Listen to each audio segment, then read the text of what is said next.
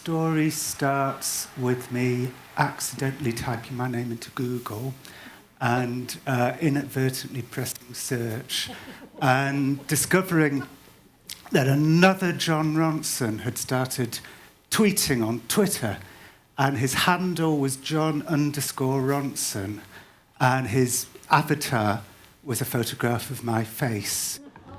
And as I stared in surprise at his timeline, he tweeted, "Going home, got to get the recipe for a huge plate of guarana and mussel in a bap with mayonnaise, #yummy. Who are you? I tweeted him. Watching Seinfeld. I would love a big plate of celeriac grouper and sour cream kebab with lemongrass, #foodie, he tweeted. I didn't know what to do. The next morning, I looked at the other John Ronson's timeline before I looked at my own. And in the night, he tweeted, "I'm thinking about time and cock." He had 20 followers, and some of them were people I knew from real life, who were probably wondering why I'd suddenly become so passionate about fusion cooking and candid about dreaming about cock. So I did some digging, and I discovered that it was a spam bot created by an academic from Warwick University called Luke Robert Mason. So I thought, OK, this is fine. I'll email him, and I'll tell him that I don't like his spam bot, and he'll take it down. So I said, "Hi, could you take down your spam bot, please?" And he emailed back and said, "We prefer the term infomorph to spam bot." So I said, "But it's taken my identity." And he wrote back, "The infomorph isn't taking your identity. It is repurposing social media data into an infomorphic aesthetic." So I felt a tightness in my chest. I was at war with a robot version of myself. So a month passed, and John_Ronson was tweeting about 20 times a day about his soirees. He was having, I should say, a better life than I was having. In the entire period, I only got invited to one thing that could be called a soiree. And as I turned up, the host said to me, "Would you like some crisps?" And I said, "No, thank you. I'm going to have cereal when I get home." And from the corner of my eye, I saw my wife, Elaine, was mouthing something urgently at me. And I said, "What?" And she said, "Be more general." I'm not great with parties. There was a fantastic party at Justin's house a couple of nights ago. I don't know if anybody was there. It was just wonderful. But I got overwhelmed. It was a beautiful house on Chappaquiddick, and I got overstimulated, and I had to leave at 9 o'clock. And I left my 16-year-old son there, and I thought, it's fine. It's not like anything ever goes wrong when people try and leave parties late at night on Chappaquiddick.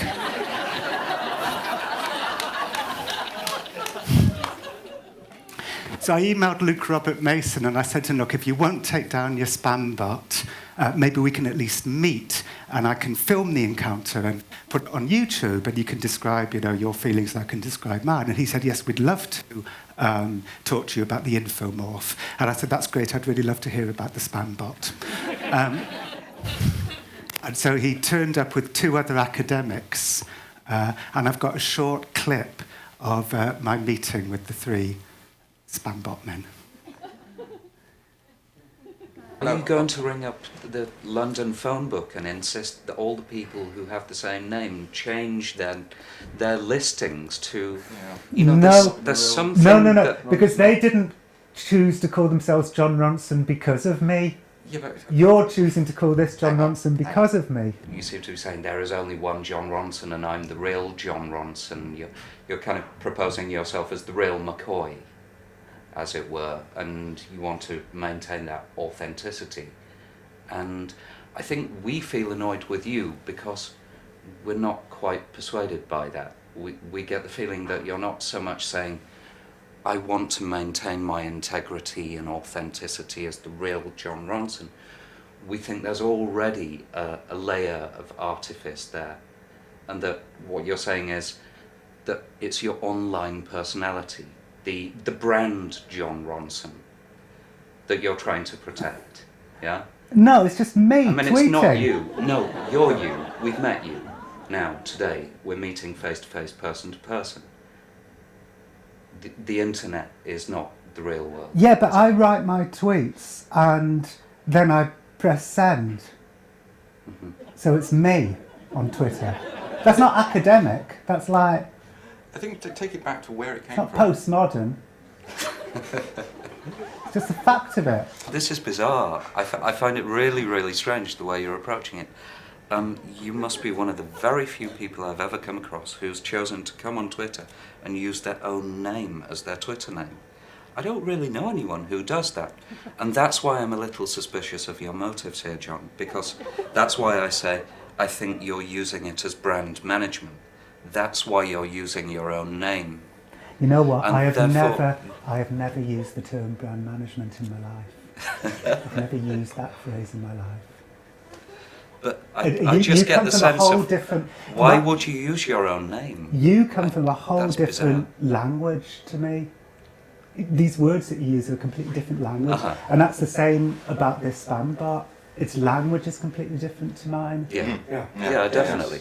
Yeah, and that's Yeah, what's annoying me so much. It's like a misrepresentation of You'd me. like it to be more like you. No, I'd like it to not exist. That's bizarre.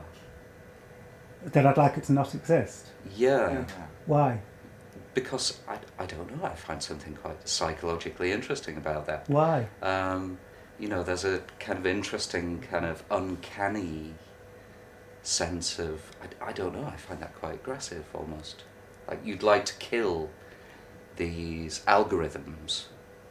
Then you must feel threatened in some way. I had to stop it there because just after that I jumped out from behind the camera and I stabbed him in the face. So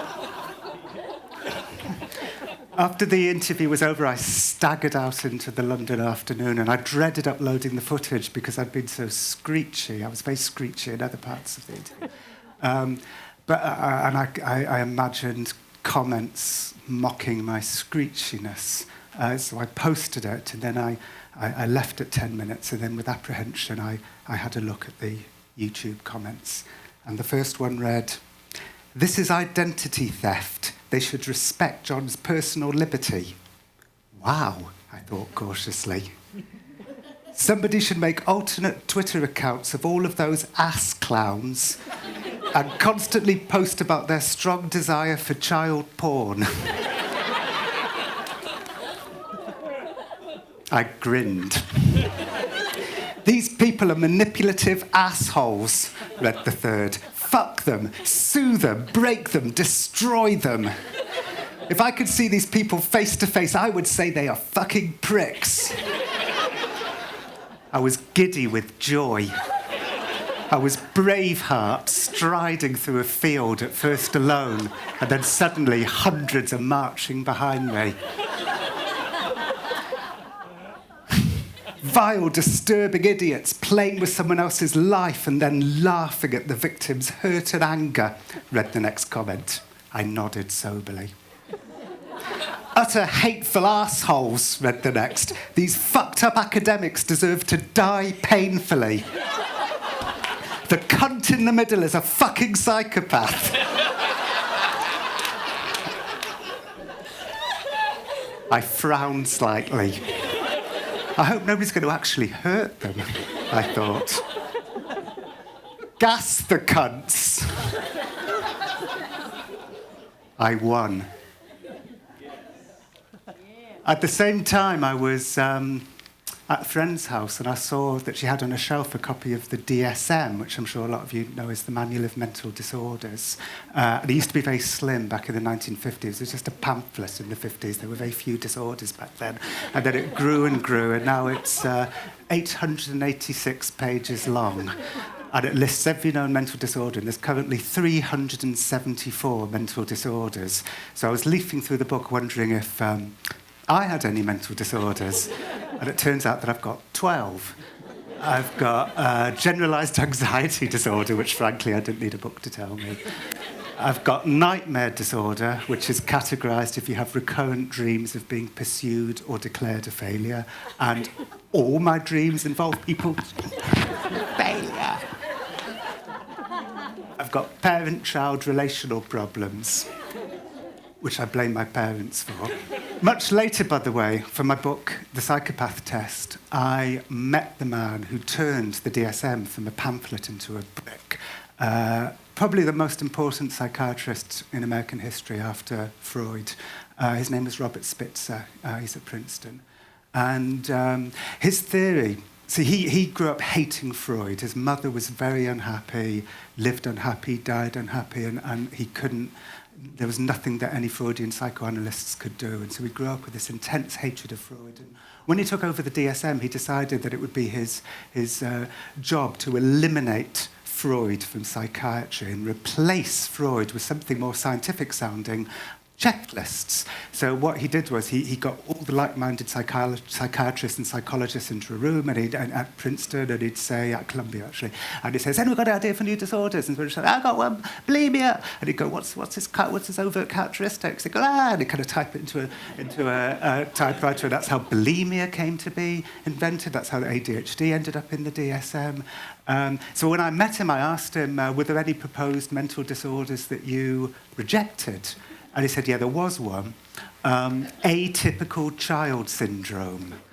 And he said, the problem was when I asked the group what the shared characteristics were, the man said, well, that's very hard to say because the children are very atypical.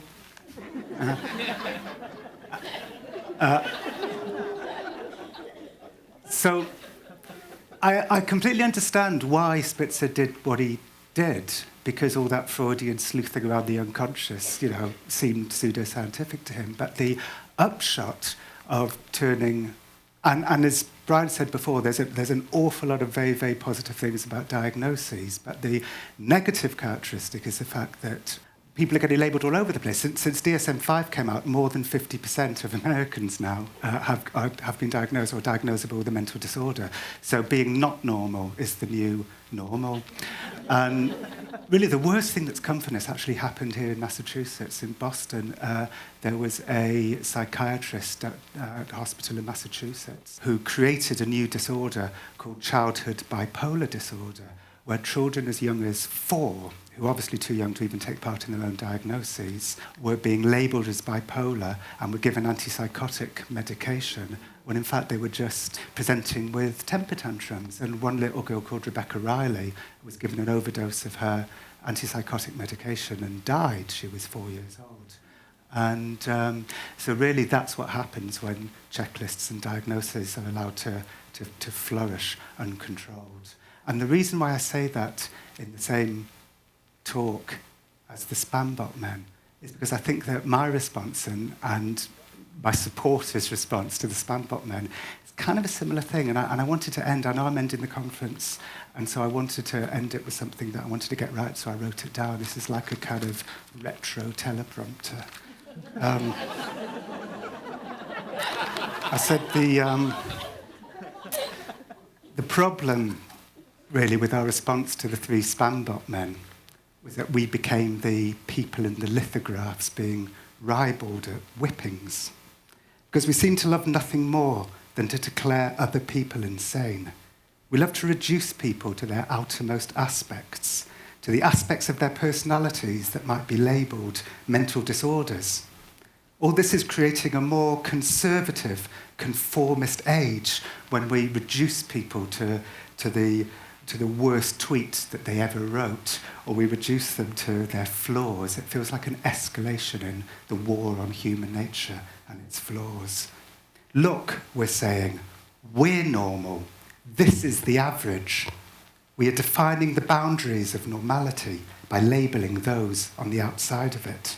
But the truth is, there is no evidence that we have been placed on this planet to be especially happy or especially normal. And in fact, it's our unhappinesses and our anxieties and compulsions, those least fashionable aspects of our personalities, that quite often lead us to do rather interesting things. Thank you very much. Yeah.